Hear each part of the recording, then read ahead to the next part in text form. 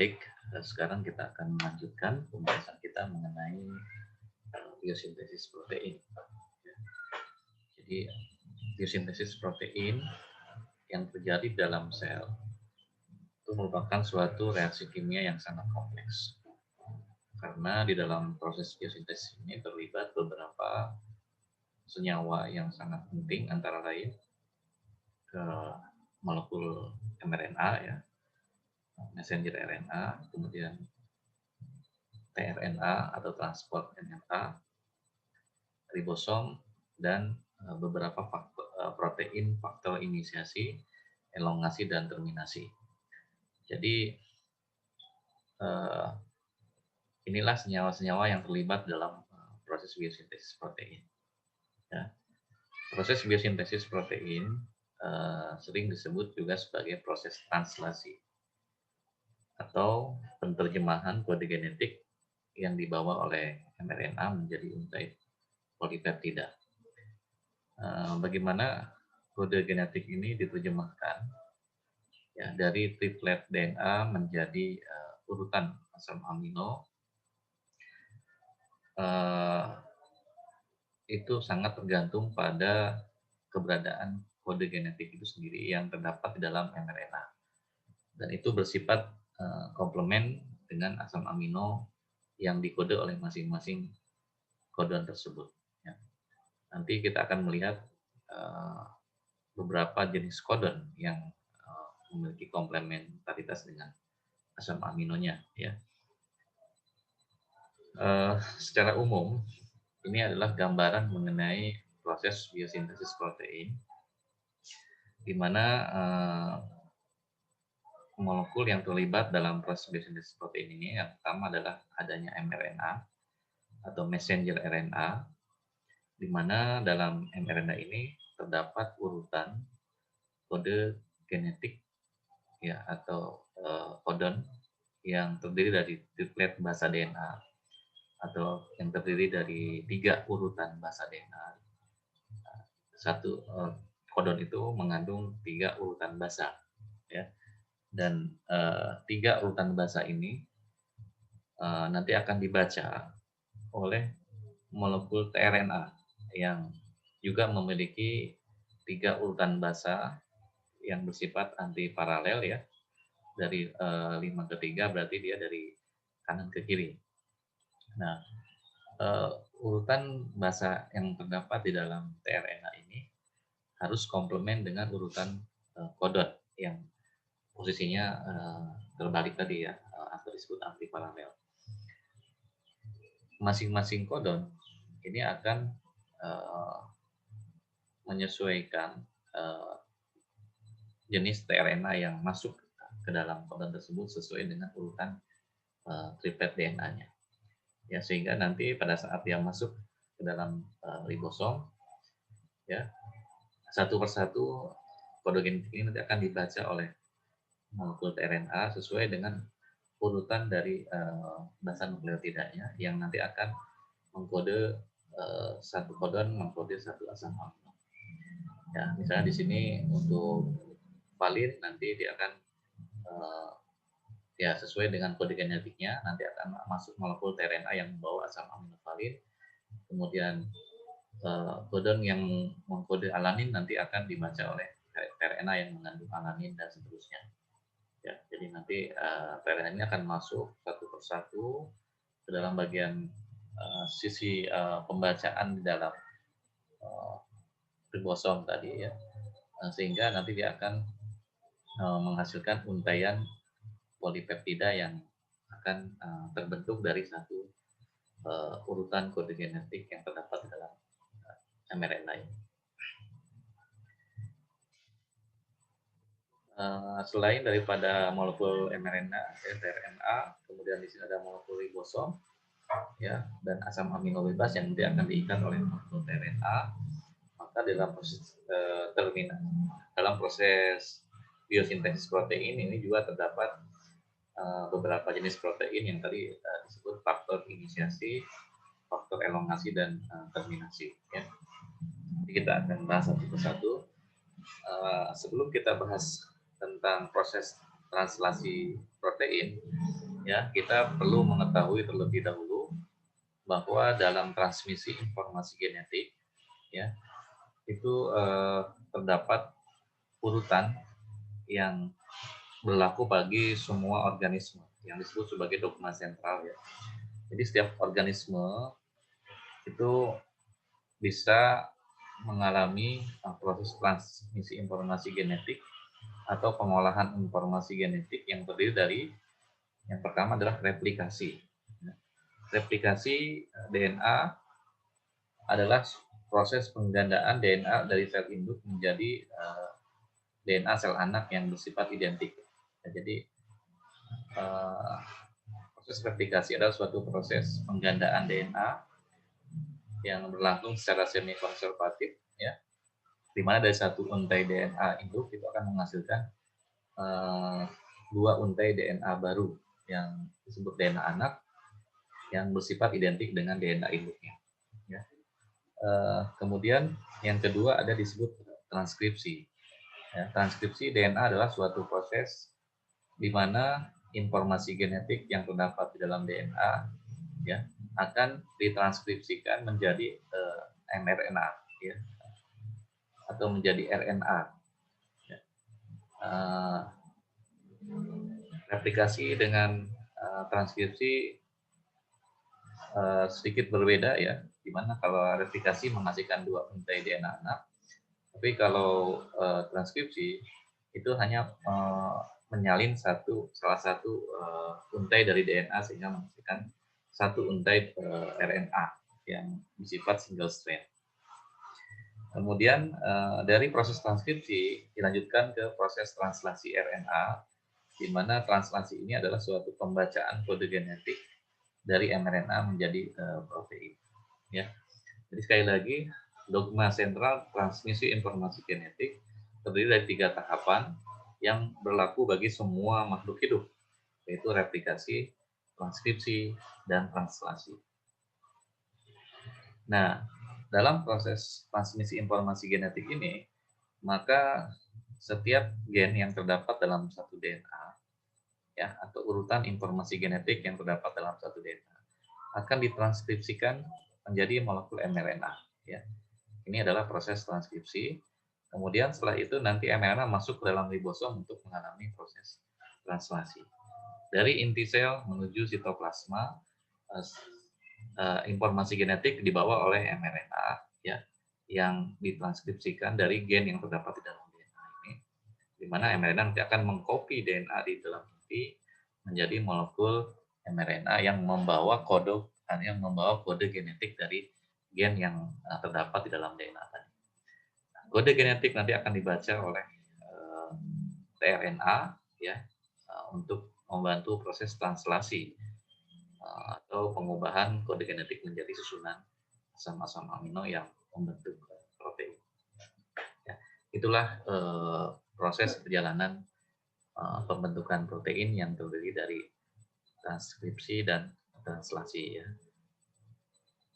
Sehingga terbentuklah molekul protein yang nanti akan keluar dari ribosom untuk berubah menjadi protein yang dibutuhkan.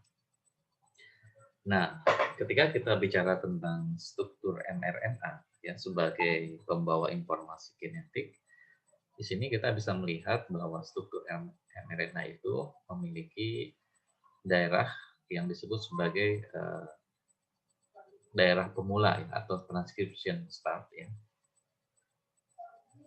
Di mana daerah transkripsi ini diatur, ya, oleh suatu molekul promotor yang nanti akan memulainya proses transkripsi, ya, di mana kalau nanti ada suatu represor, ya, molekul RNA polimerase ini tidak bisa melakukan proses transkripsi. Jadi pengaturan di tingkat gen itu diatur oleh adanya mekanisme induksi, ya, induksi gen atau induksi enzim, ya, atau misalnya dalam kaitannya dengan produksi protein, maka di sini ada proses promotor dan operator yang akan melangsungkan proses transkripsi itu kapan dimulai dan kapan dihentikan, ya. Di mana di sini ada sisi awal proses transkripsi ya, atau bagian pemula, dan ini ada bagian akhir dari proses transkripsi, ya. Nah, di dalam struktur DNA itu, ya, kita mengenal ada yang disebut sebagai daerah apa namanya gen fungsional yang nanti akan menghasilkan protein, ya. Ini yang disebut sebagai daerah open reading frame atau ORF. Di, daerah ORF ini adalah daerah yang nanti akan menghasilkan protein, ya, kita disebut sebagai open reading frame. Nah, untuk masing-masing daerah ORF ini nanti dibatasi oleh adanya daerah Stendhal-Garnot atau tempat dimulainya apa namanya proses transkripsi tersebut, yang dibatasi oleh kodon pemula dan kodon terminasi. Jadi di sini nanti ada kodon pemula, start kodon, dan di sini ada kodon stop, yaitu UAA, UGA, dan UGA dan UAA. Ini adalah sebagai kodon penutup dalam proses transkripsi. Jadi di sini kita mengenal istilah daerah open reading frame adalah daerah yang digunakan untuk mengkode protein dari gen yang dihasilkan dalam DNA. Nah, di sini kita mengenal istilah sekuen Stendhal-Garnot atau urutan nukleotida yang nanti akan menjadi apa namanya penciri dalam suatu proses translasi, ya, di mana nanti daerah Stendhal-Garnot sekuen ini terdiri dari urutan nukleotida yang khas, ya, dan dia nanti akan dikenali oleh molekul RNA yang terdapat di dalam ribosom. Jadi untuk setiap molekul mRNA yang dihasilkan dari proses transkripsi, dia memiliki struktur atau sekuen Stendhal-Garnot yang akan dikenali oleh molekul 16 rRNA yang nanti akan terikat di dalam struktur ribosom, ya, sebagai tempat berlangsungnya proses translasi. Nah, di dalam struktur mRNA itu selain terdapat daerah Stendhal-Garnot, terdapat juga kodon pemula, yaitu AUG. Ini disebut sebagai initiating codon atau kodon pemula yang biasanya akan mengkode protein formyl methionine, ya, sebagai awal untuk proses transkripsi. Nah, ini contoh gambaran bagaimana daerah Stendhal-Garnot ini berikatan dengan sisi 16S RNA yang nanti akan terdapat dalam struktur kromosom. Ya. Oke. Kemudian berikutnya kita mengenal istilah tadi open reading frame, ya, yang bagian daripada apa namanya daerah gen fungsional yang nanti akan mengkode asam amino tertentu, ya. Nah, sedangkan di dalam struktur DNA itu kita mengenal ada yang disebut sebagai coding region, ada yang disebut sebagai non coding region. Jadi kalau coding region adalah daerah yang nanti akan menghasilkan mRNA, ya, atau yang mengkode mRNA itu disebut sebagai coding region. Sedangkan yang non coding region itu adalah daerah yang tidak mengkode mRNA, yang tidak menghasilkan mRNA, ya, yang tidak ditranskrip menjadi mRNA. Nah, coding region ini nanti akan menghasilkan mRNA yang nanti akan menghasilkan protein. Ya, di dalam struktur DNA prokariot terdapat daerah-daerah yang tidak mengkode asam amino atau yang disebut non coding ini, ya. Nah, ini nanti akan menghasilkan apa namanya ketika dia menghasilkan mRNA itu akan menghasilkan daerah yang disebut sebagai exon dan intron. Oke. Kemudian sekarang kita memasuki istilah kode genetik, ya. Apa yang dimaksud dengan kode genetik, ya? Kode genetik adalah suatu urutan triplet basa, ya, DNA yang mengkode satu atau lebih yang mengkode satu asam amino ya, di mana setiap kode genetik itu ya terdapat urutan yang spesifik untuk masing-masing asam amino. Dari mana munculnya urutan kodon ini atau urutan kode genetik ini? Kita melihat bahwa dalam apa namanya beberapa referensi menjelaskan bahwa protein itu mengandung 20 asam amino ya. 20 asam amino yang menyusun protein itu dikode oleh 3 triplet nukleotida. Nah, kalau kita lihat basa-basa nitrogen itu hanya terdiri dari 4, yaitu A, C, U, G ya. Nah, karena hanya terdapat 4 basa nukleotida, kalau kita kombinasikan ke dalam bentuk 2 kelompok ya, maka kita bisa mendapatkan 4 pangkat 2 ya.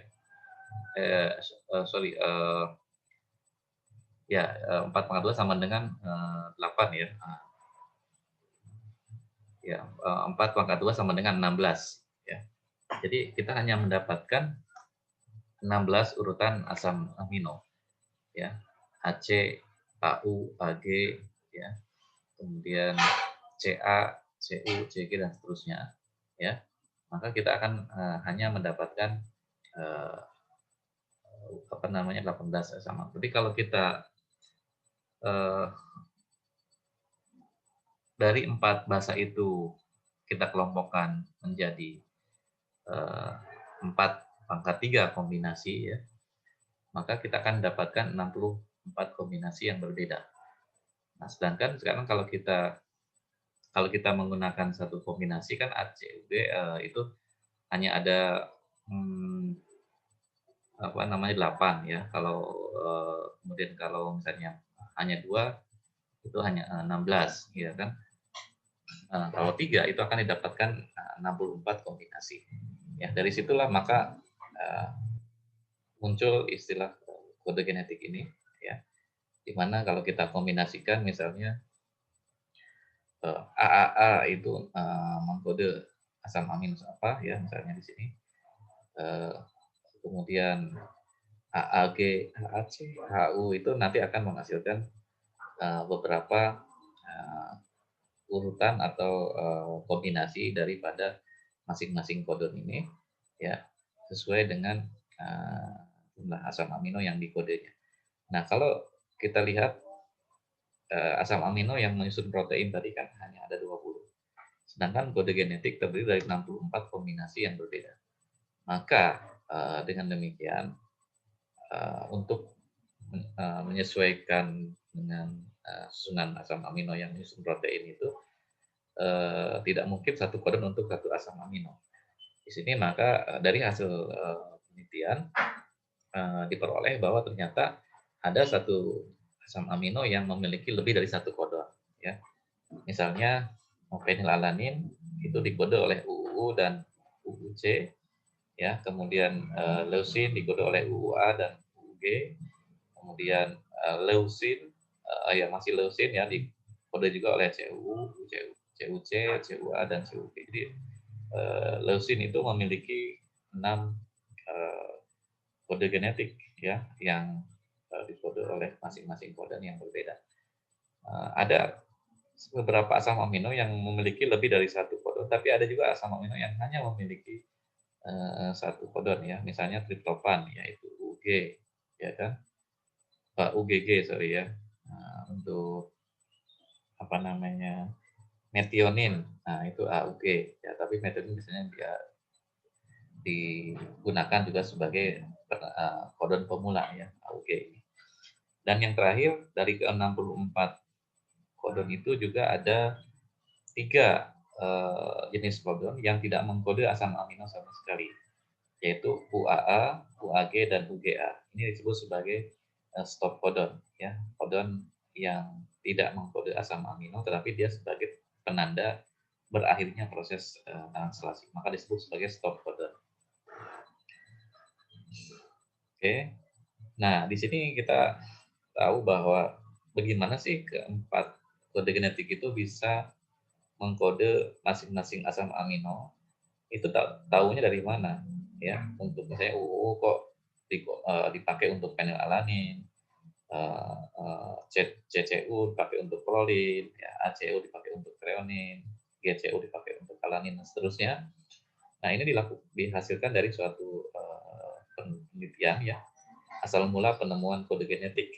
Ya, jadi pada tahun 1964, ya, Nirenberg dan Philip Fedel ini mencoba melakukan suatu eksperimen, ya, dengan mengisolasi ribosom E. coli yang mengikat suatu amino asid tRNA dalam kaitannya dengan sintesis polinukleotida, ya, atau sintesis protein, ya. Kemudian sini dengan mengidentifikasi DNA, ya, yang nanti akan digunakan untuk misalnya berikatan dengan alanin, ya, maka nanti disebut sebagai alanino TNA transferase atau ala TRA ini. Nah, kemudian ribosom ini pertama kan dia diisolasi, ya, dari bakteri E. coli. Nah, kemudian ditumbuhkanlah bakteri itu yang mengandung ribosom tadi, dan diinkubasi dengan basa yang mengandung urasil, ya, poliu, ya, jadi UUU gitu. Sehingga nanti kita lihat ternyata ketika si bakteri itu diberikan triplet nukleotida UUU saja, yang dikode itu hanya satu asam amino, yaitu fenilalanin, ya. RNA ini yang paling banyak di dalam sel. Tapi kalau kita ganti misalnya dengan poli A, ya, maka yang muncul di sini adalah tRNA yang mengkode untuk lisin, ya, yang terbanyak di dalam sel. Kemudian kalau kita ganti dengan CCC, maka yang muncul adalah tRNA yang mengkode prolin. Dari sini maka disimpulkan bahwa untuk urutan kode genetik UU itu adalah dia kode untuk fenilalanin. Kemudian untuk AA ia mengkode untuk lisin, dan seterusnya. Nah, dilakukan beberapa jenis kombinasi yang lain, dan dihasilkanlah penemuan kode genetik itu, ya, dengan menggunakan di sini tRNA yang mengikat asam amino itu nanti di-trace dengan menggunakan radioaktif C13, ya, sehingga nanti bisa dibaca ini asam amino yang nanti akan menghasilkan kode apa, dikode oleh kode genetika yang mana. Nah, itu di-trace-nya menggunakan karbon 13.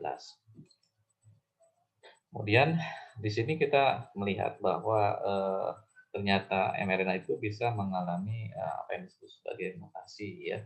Mutasi itu adalah perubahan struktur kode genetik yang bisa disebabkan karena adanya penambahan nukleotida baru, misalnya dari UAC, ya, ditambah dengan C jadi UCA. Jadi UAC berubah menjadi UCA. Ini yang disebut sebagai mutasi insertion. Jadi ada penambahan DNA baru, ya. Biasanya ini mutasi yang diarahkan dengan atau diganti A-nya dengan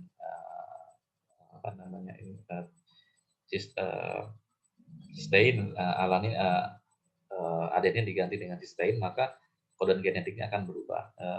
Tapi di sini ditambahkan, ya, bukan diganti, ditambahkan, jadi dari UAC jadi UCA, berarti dia disisipkan di sini, ya, sehingga urutannya menjadi berubah. Nah, kemudian ada juga mutasi disebabkan karena penghilangan basa genetik, ya, misalnya dari GUA, GCC, G-nya dihapus jadi CCU. Wah, berarti GCC berubah jadi CCU, maka kode asam amino yang dikodenya akan berubah juga. Ya, ini yang disebut sebagai mutasi DLC.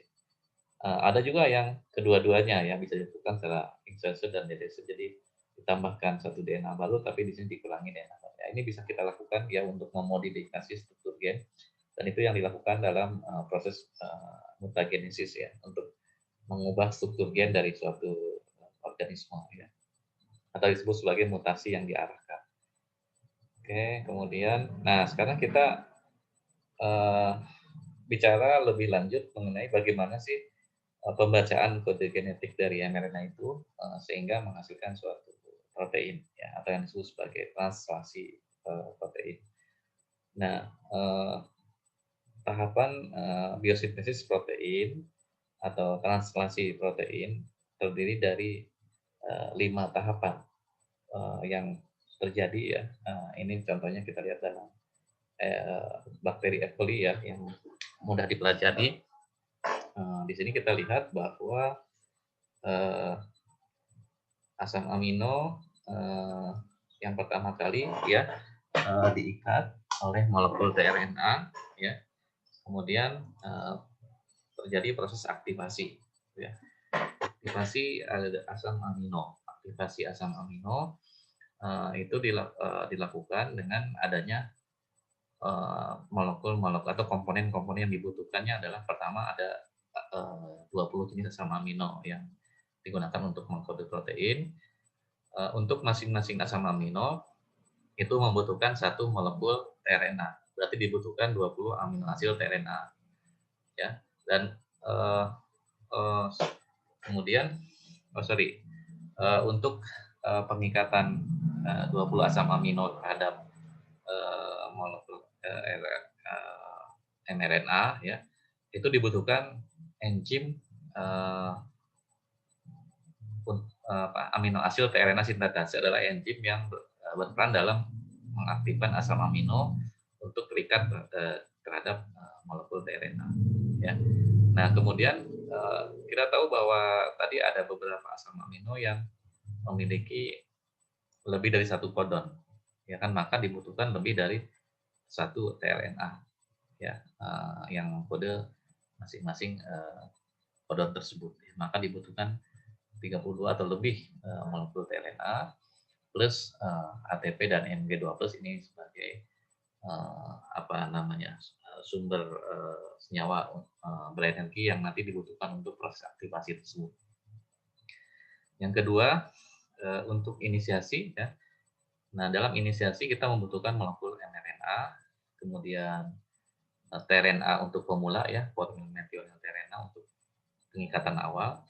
Kemudian adanya kodon inisiasi ya dalam mRNA, contohnya adalah AUG ini sebagai kodon pemulanya. Kemudian ini tRNA yang masuk ke dalam AUG yaitu formylmethyonyl tRNA tadi ya. Kemudian ada molekul ribosom yang terdiri dari dua subunit 30S dan 50S. Lalu ada faktor inisiasi IF1, IF2 dan IF3. Kemudian molekul GTP dan Mg2+. Ini adalah tahapan permulaan proses translasi. Itu disebut sebagai inisiasi. Kemudian yang ketiga, ada yang disebut sebagai tahapan elongasi atau perpanjangan ya, dari satu asam amino berikatan dengan asam amino yang baru dan seterusnya, itu terjadi proses elongasi. Nah, perpanjangan rantai polipeptida ini membutuhkan ribosom 70S yang tadi dalam kompleks inisiasi dari 30 dengan 50S ini akan bergabung membentuk fungsional 30S ribosom atau ribosom fungsional 70S. Nah, kemudian di sini kita juga membutuhkan amino asid tRNA ya untuk masing-masing kodon, dan ada faktor elongasi yaitu EFTU, EFTS dan EFG serta GTP dan Mg2+. Ya. Ini yang kita butuhkan dalam elongasi. Kemudian yang keempat ada yang tahapan berikutnya disebut sebagai terminasi ya, atau pelepasan terminasi dan pelepasan molekul protein yang terbentuk, di mana terminasi ini membutuhkan yang pertama adanya kodon terminasi dari mRNA dan protein release factor atau protein yang berperan dalam melepaskan polipeptida baru yang terbentuk dalam ribosom. Di sini RF factor ada release factor ada RF1, RF2 dan RF3. Dan yang terakhir, setelah protein itu terlepas dari ribosom, maka akan mengalami proses post translation processing ya, dan biasanya dia pertama mengalami folding, di mana dalam proses folding dan post translation ini dibutuhkan beberapa jenis enzim ya, kofaktor, enzim yang spesifik ya, dan beberapa komponen untuk menghilangkan residu-residu yang terdapat di dalam protein itu ya, atau dengan penambahan enzim proteolitik, modifikasi terminal residu penambahan gugus fosfat, penambahan gugus metil, karbonil, karbohidrat, dan prostetik. Jadi semua ini tergantung dari protein yang akan dibuatnya, termasuk jenis protein apa. Maka dia akan mengalami post translation processing, post translational processing. Jadi sekali lagi dalam tahapan biosintesis protein ini ada 5 tahapan: aktivasi asam amino, inisiasi, elongasi, terminasi, dan pelepasan. Kemudian terakhir proses folding dan modifikasi pasca translasi. Oke, kita jelaskan satu persatu ya. Dari tahapan biosintesis protein ini memang agak sedikit rumit ya, karena tahapannya cukup banyak. Yang pertama, ini beberapa protein inisiasi tadi ya, ini saya kira nggak perlu kita lihat saja. Tahapan biosintesis protein ini terdiri dari 5 tahap. Yang pertama adalah aktivasi asam amino oleh amino asid RNA sintetase. Jadi asam amino pertama kali diaktifkan oleh enzim amino asid RNA sintetase, di mana asam amino ini nanti akan berikatan dengan molekul RNA. Molekul RNA yang berikatan dengan asam amino sesuai dengan jenis kodonnya masing-masing. Jadi nanti dia spesifik untuk masing-masing. Dalam proses aktivasi asam amino ini dibutuhkan enzim tadi amino asid RNA sintetase dan molekul ATP ya, yang akan diubah menjadi AMP, sehingga nanti asam aminonya ini akan terikat ke sisi dari bagian 3 aksen dari gugus tRNA ini ya. Jadi sehingga nanti akan menghasilkan amino asid adenosin ya, yang berikatan dengan asam amino ya. Nah, amino asid tRNA sintetase ini bersifat sangat spesifik. Jadi artinya untuk satu jenis asam amino dia hanya bisa mengaktifkan satu asam amino tertentu ya. Tidak misalnya untuk alanin amino asid tRNA sintetasenya bisa untuk mengaktifkan selain molekul alanin, misalnya lisin, cysteine. Nah, itu berbeda lagi enzimnya. Jadi untuk satu asam amino, satu jenis enzim, sehingga dia bersifat sangat spesifik. Nah, amino asid tRNA sintetase juga mampu memperbaiki kesalahan pengikatan gugus amino asid adenilat tadi ya, yang tidak sesuai dengan antikodon. Jadi kalau ada asam amino baru masuk ke sini dan dia tidak match dengan antikodonnya, nanti si amino asid tRNA ini sintetase ini akan mengecek ya, apakah asam amino yang terikat itu sudah sesuai dengan antikodonnya atau tidak. Kalau tidak sesuai, maka nanti dia akan menghidrolisis ikatan amino asid adenoat tadi dan memulai lagi aktivasi dengan asam amino yang benar. Ya, jadi ada tahapan controlling di sini ya, untuk memastikan bahwa asam amino yang terikat itu sesuai dengan urutan kode genetiknya, dan itu harus sesuai dengan antikodonnya. Nah, kemudian tahapan yang kedua ada yang disebut sebagai tahapan inisiasi ya dalam proses biosintesis protein ini, di mana nanti setelah asam amino itu terikat di dalam tRNA, molekul tRNA yang dengan bantuan amino asid tRNA sintetase, maka di sini proses inisiasi diawali dengan perubahan struktur ribosom ya, yang terdiri dari 5 faktor ya, yaitu yang pertama ini untuk yang di sel prokariot ya, nanti yang eukaryot yang agak sedikit berbeda ya strukturnya, di mana struktur ribosomnya terdiri dari 2 subunit, yaitu yang tadinya disebut 70S ribosom. S ini untuk menunjukkan ukuran dari molekul ribosom tersebut ya, akan terbagi menjadi 2 subunit, yaitu yang 50S dan 30S. Nah, yang 50S ini nanti akan terdiri dari 23S RNA dan 5S RNA ya. Sedangkan untuk yang 30S terdiri dari 16S RNA ya dalam. Ini contoh gambaran struktur ribosom yang terdiri dari beberapa molekul rRNA ya, yang terikat di dalamnya. Nah, kemudian nanti si mRNA ya, ini akan masuk ke dalam struktur ribosom ini kan, karena terjadinya sintesis protein kan di dalam ribosom ya. Dengan cara pertama dia nanti akan memulai apa namanya, proses inisiasi itu pada daerah tertentu yang dikenali oleh si sekuen Stein-Dalgarno yang terdapat di dalam rRNA ini. Jadi nanti molekul RNA-nya akan diarahkan kapan waktunya memulai proses translasi ini ya. Nah, ketika mRNA sudah ketemu dengan molekul rRNA yang pada sekuen yang komplementer di daerah Stein-Dalgarno, maka yang ketiga nanti tRNA yang pemula ini akan masuk ya, yang disebut sebagai formyl methionine. Kemudian di sini juga ada faktor inisiasi IF1, IF2 dan IF3 serta GTP sebagai sumber energinya. Kita lihat tahapannya ya biar lebih mudah. Nah, ini mekanisme inisiasi translasinya. Di sini tadi kan ada 5 komponen ya, ada subunit 30S yang mengandung 16 RNA, kemudian mRNA, formyl methionine pemula, kemudian faktor inisiasi dan GTP sebagai sumber energi. Nah, kelima ini nanti akan saling berkaitan ya di dalam proses inisiasi ini. Kita lihat mekanismenya. Pertama adalah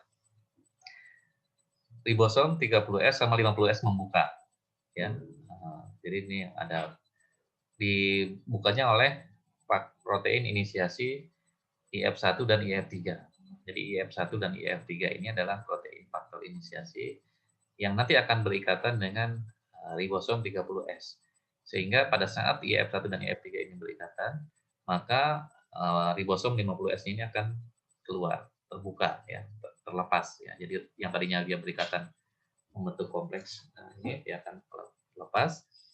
Kemudian setelah itu di sini nanti akan masuk molekul RNA yang membawa kode genetik dengan start kodonnya yaitu AUG dan daerah Stein-Dalgarno yang akan dikenali oleh bagian dari 16 sRNA.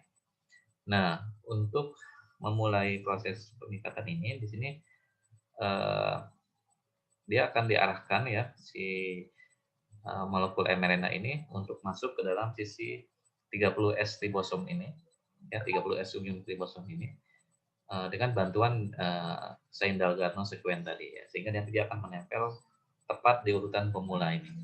Nah, kemudian setelah dia menempel baru nanti masuk tRNA pemula tadi ya, inisiator tRNA yang mengikat molekul formyl methionine ini dengan bantuan GTP nanti dia akan membentuk kompleks, lalu dia akan terikat di apa namanya sisi kodon pemulanya ya.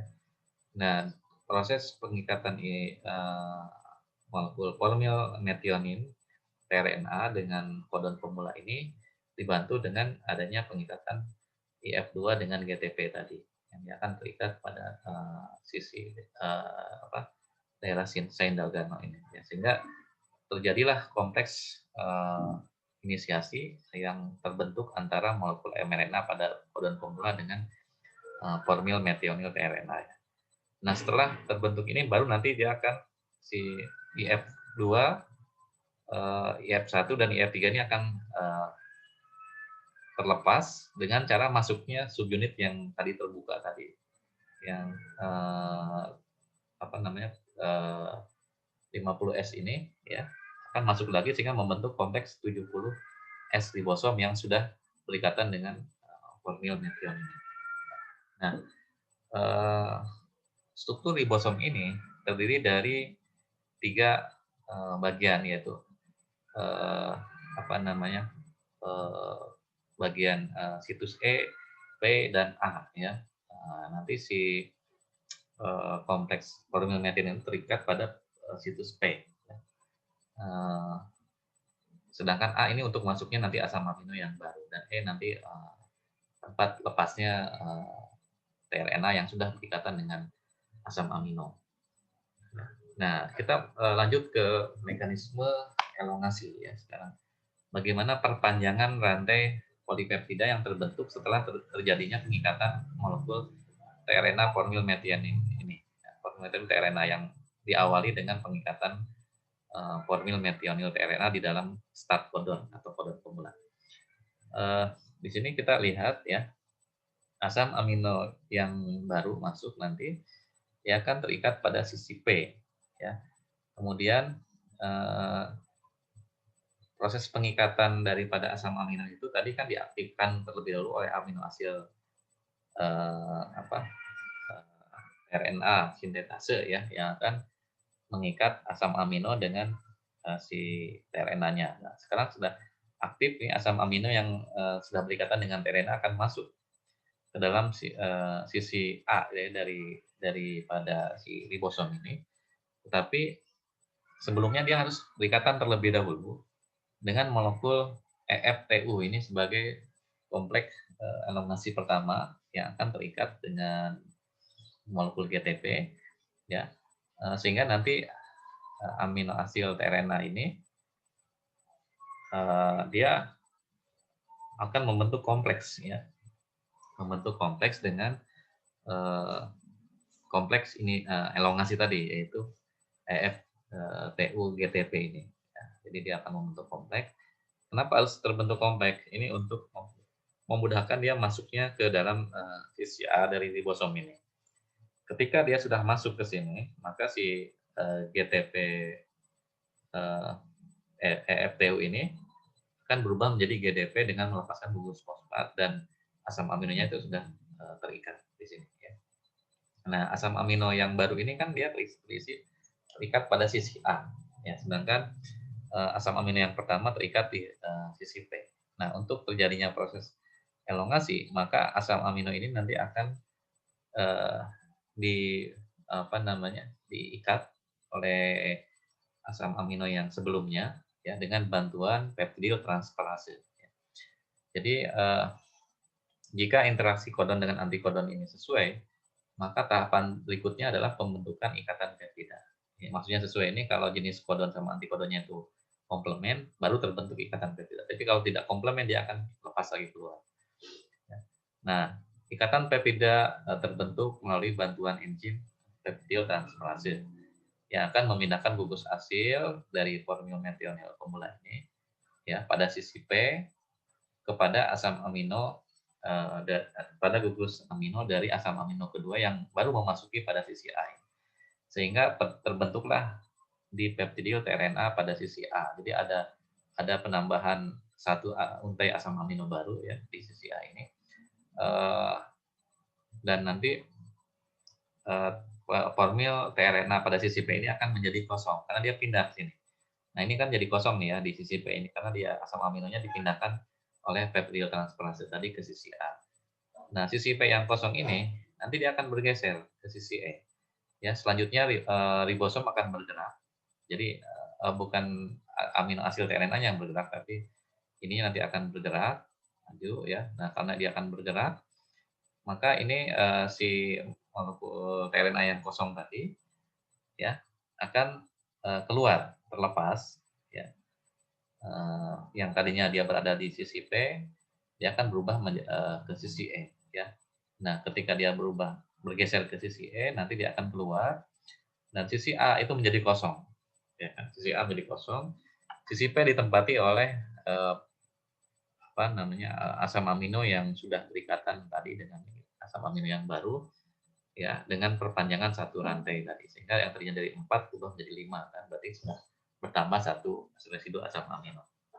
Nah, setelah tRNA yang kosong tadi keluar maka selanjutnya sisi A itu akan bergeser ke sisi P ya yang tadinya si peptidil ikatan peptida yang baru terbentuk ini terdapat pada tRNA yang terdapat pada sisi A atau situs A dia akan berubah masuk ke sisi P ya bergeser ya sehingga menyebabkan lepasnya tRNA bermula dari sisi P. Nah sekarang di sini kan sudah kosong nih ya sisi A-nya karena sudah bergeser tadi. maka dia akan masuk lagi di sini. Nanti si asam amino yang baru dengan tRNA, amino asid tRNA yang baru yang membawa asam amino sesuai dengan kodon berikutnya. Ya, nanti dia akan berikatan dengan sisi A, di mana kodon ini harus komplement dengan antikodon. Kalau ternyata tidak komplement, nanti dia tidak akan terikat, keluar lagi. Tapi kalau cocok urutannya, baru dia masuk sini. Terjadi pemanjangan lagi, terjadi perpindahan lagi dari sisi P ke A, kemudian nanti asam aminonya bertambah satu, yang di P kosong nanti bergeser jadi ke E dan seterusnya. Itu berlangsung secara terus-menerus sampai ditemukannya kodon terminasi. Ya, inilah mekanisme elongasi translasi. Dan yang terakhir, ya, ketika reaksi elongasi ini berlangsung secara simultan ya, kontinu gitu ya, terus satu persatu ditambahkan asam amino ini dengan satu siklus satu asam amino ya, maka nanti ujungnya dia akan ketemu dengan apa yang disebut sebagai kodon terminasi. Nah, pada saat ribosom telah menemukan salah satu dari kodon terminasi, apakah itu UAA, UAG, atau UGA, karena di dalam sistem prokaryote itu terdapat tiga jenis kodon terminasi ya. Bisa UAA, bisa UAG, atau bisa UGA. Maka ketika ribosom ini ketemu dengan kodon terminasi ini, si tRNA itu tidak akan masuk lagi ke sini karena dia tidak dikenali ya urutan kodonnya ini oleh molekul tRNA. Tidak ada asam amino apapun yang bisa mengkode kodon terminasi ini. Ya, selanjutnya ya, sebagai gantinya karena tidak ada molekul tRNA yang masuk, maka yang masuk adalah protein faktor terminasi atau disebut release faktor yang disebut RF1, RF2, dan RF3, di mana nanti RF1 ini akan berikatan dengan GTP, ya. Kemudian nanti GTP ini akan membentuk kompleks terminasi dan berikatan dengan salah satu kodon terminasi yang terdapat pada RNA. Nah, karena si RF3 yang masuk, molekul tRNA yang tadi sudah berada pada sisi P ini, ya, dia tidak bisa bergeser ke sisi E ini, ya, karena di sini ada terhalang oleh protein faktor terminasi. Akibatnya apa? Tidak akan terjadi proses perpanjangan lagi yang baru dan untai polipeptida yang sudah terbentuk ini akan dilepaskan. Ya, jadi urutan asam-asam amino yang sudah membentuk polipeptida ini ya akan terhidrolisis ketika dia bertemu dengan kodon terminasi. Ya, nah, pada saat terjadi proses pelepasan ini di ujung karboksil ini, ya, lalu nanti masuk molekul H2O untuk melepaskan kompleks terminasi tadi, ya, dari kodon terminasi tadi dia akan keluar lagi, ya, sebagai protein ya faktor terminasi yang sudah bebas, yang tidak terikat lagi dengan kompleks kodon terminasi. Jadi intinya ya, proses penghentian biosintesis protein, sinyal terjadinya sinyal kapan protein itu harus lepas dari ribosom, kapan sintesis protein itu harus terhenti, terjadi pada saat molekul tRNA ini ketemu dengan kodon terminasi. Dan kodon terminasi ini dia tidak bisa dimasuki oleh molekul tRNA kecuali protein faktor terminasi tadi. Nah, pada saat protein faktor terminasi berikatan membentuk kompleks dengan kodon terminasi, maka terjadi proses pelepasan polipeptida ini. Ya, itulah tahapan ya proses biosintesis protein sampai ke tahapan pembentukan polipeptida baru. Nah, kemudian nanti setelah dia lepas tRNA ini kosong, baru dia nanti akan keluar, ya, dan kompleks ribosom itu akan membuka kembali yang tadinya dia membentuk kompleks 70S, dia akan menjadi 30S dan 50S lagi. Ini untuk nanti proses biosintesis protein yang baru, ya, terjadi sintesis berikutnya lagi. Ya. Jadi ini adalah kesimpulan atau gambaran dari ketiga tahapan tadi ya.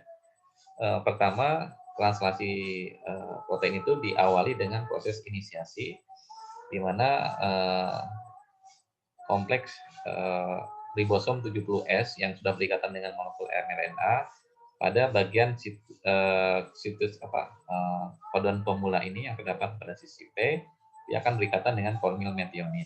Nah, ini yang disebut sebagai inisiasi translasi. Kemudian nanti masuk amino asid tRNA yang baru di sisi P sesuai dengan urutan dari kodonnya. Jadi misalnya kalau di sini GUU mengkode valin, maka tRNA yang masuk adalah tRNA yang memiliki antikodon yang membawa asam amino valin sesuai dengan urutan kodonnya. Nanti polimermethionine ini berikatan dengan valin. Nah, di sini terjadi proses elongasi. Terjadi pergeseran, tRNA-nya molekul mRNA-nya bergeser, maka yang tadinya di sisi P berubah menjadi sisi E. Sisi E nanti kosong, dia keluar, masuk lagi di sisi A yang baru. Ini adalah amino asid tRNA yang baru. Kemudian nanti terbentuk ikatan peptida sehingga terjadi perpanjangan rantai dari tadi formil metionin masuk lagi asam amino yang baru misalnya glisin, jadi formil metionin valin glisin nanti masuk alfakat, masuk lagi serin dan seterusnya sesuai dengan urutan kode genetiknya sampai dia ketemu dengan kodon terminasi di sini ya. Tadi yang disebut UGA, UAG atau UAA itu tidak akan mengkode asam amino sama sekali, tapi yang masuk adalah protein faktor terminasi sehingga pada saat ribosom ini ketemu dengan kodon terminasi dari mRNA, maka terjadi proses pelepasan molekul polipeptida dan sintesis protein berarti sudah dianggap selesai.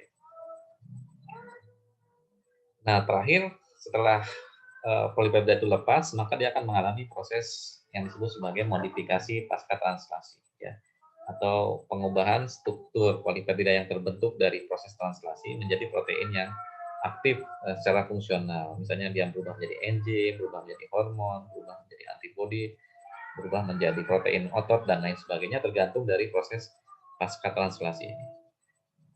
Pada saat setelah terjadinya proses translasi, maka rantai polipeptida secara spontan akan membentuk konformasi 3 dimensi. Jadi dia akan membentuk lipatan-lipatan dengan bantuan enzim tertentu yang menyebabkan terjadinya proses pelipatan protein membentuk struktur 3 dimensi. Maka ya setelah proses folding ini atau pembentukan struktur 3 dimensi protein ini, pesan genetik dari mRNA yang diubah menjadi protein sudah dianggap selesai ya, sehingga nanti protein itu akan keluar dari sel atau akan dikeluarkan sesuai dengan kebutuhan. Polipeptida yang baru terbentuk sering tidak segera berubah menjadi konformasi aktif sampai rantai ini diolah atau mengalami modifikasi. Contohnya di sini ada fosforilasi asam amino yang mengandung gugus hidrosil seperti serin berubah menjadi fosfoserin ya, atau treonin dan tirosin berubah menjadi treonin dan tirosin yang terdapat dalam contohnya pada protein kasein susu ya.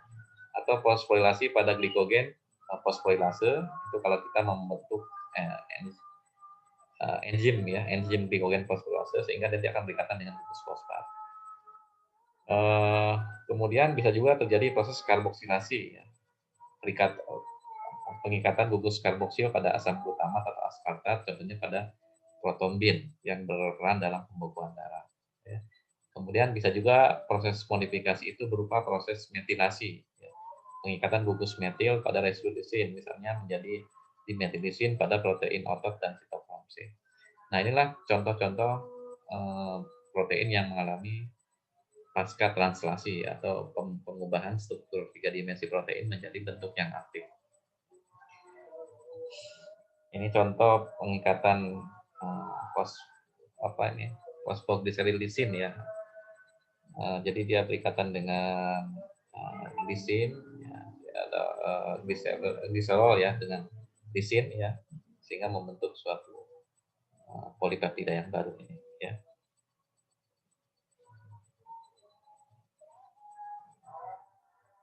Terakhir kemudian kita mengetahui bahwa ternyata sintesis protein terutama di dalam sel bakteri ya, itu dia bisa mengalami penghambatan atau inhibisi ya dengan adanya molekul antibiotik ya. Antibiotik adalah salah satu senyawa kimia yang bisa menyebabkan proses translasi atau biosintesis protein ini menjadi terganggu.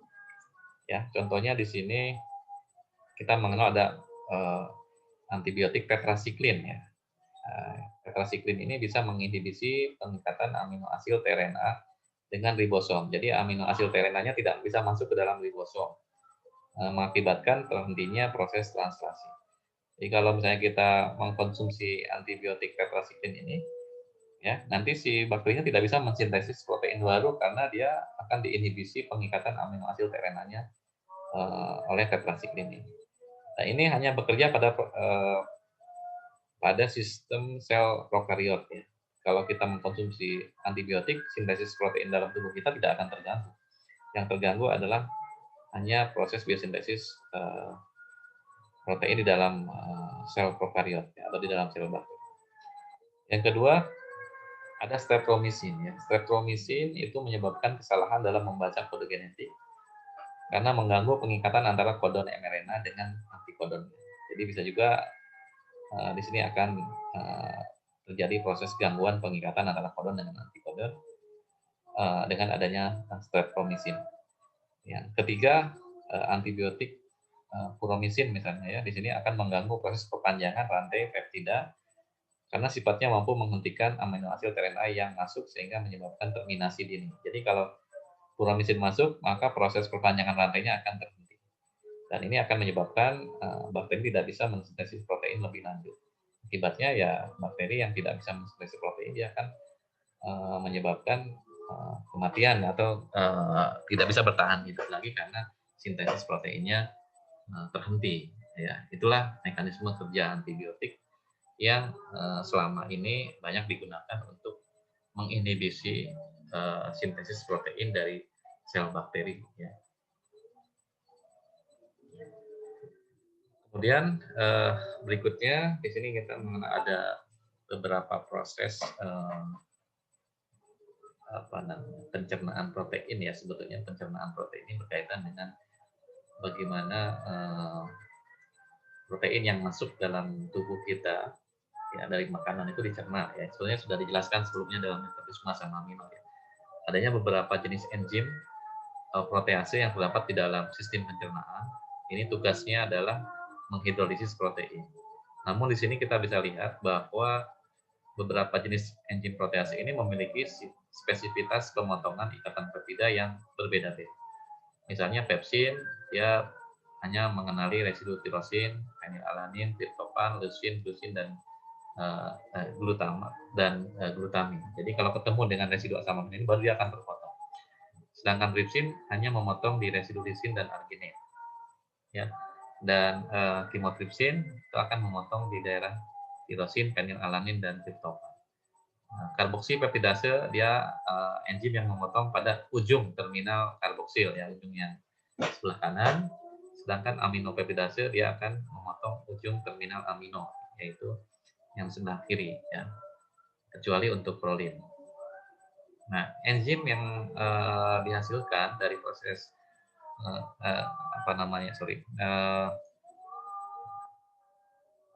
protein yang masuk ke dalam tubuh kita itu akan didigest oleh enzim protease ya. Terdapat di dalam dihasilkan dari dua sumber yaitu eksogen dan endogen. Eksogen itu maksudnya dari protein yang kita konsumsi ya, atau protein dari diet. Kalau endogen adalah protein yang terdapat di dalam tubuh kita sendiri dari hasil sintesis protein di dalam tubuh. Ya, kebutuhan protein harian kita adalah sekitar 50 sampai 100 gram per hari. Ini sudah dibahas sebelumnya, kita lewati saja. Ini ada endopeptidase, ada esopeptidase, pencernaan protein dalam lambung juga sudah. Ini kita lewat saja, dan bisa pelajari sendiri di sini. Semua kerjanya yang tadi sudah dijelaskan. Oke. Ya, terakhir ya. Di sini ada studi kasus untuk disfungsi metabolisme protein ya. Jadi untuk kelompok 5 ya, kelompok terakhir, silakan Anda cari satu artikel yang membahas tentang kelainan metabolisme yang ada hubungannya dengan metabolic disorder protein ya, atau kelainan dalam metabolisme protein. Uh, buat dalam bentuk makalah dan nanti dipresentasikan di depan kelas sesuai dengan waktu yang telah ditentukan.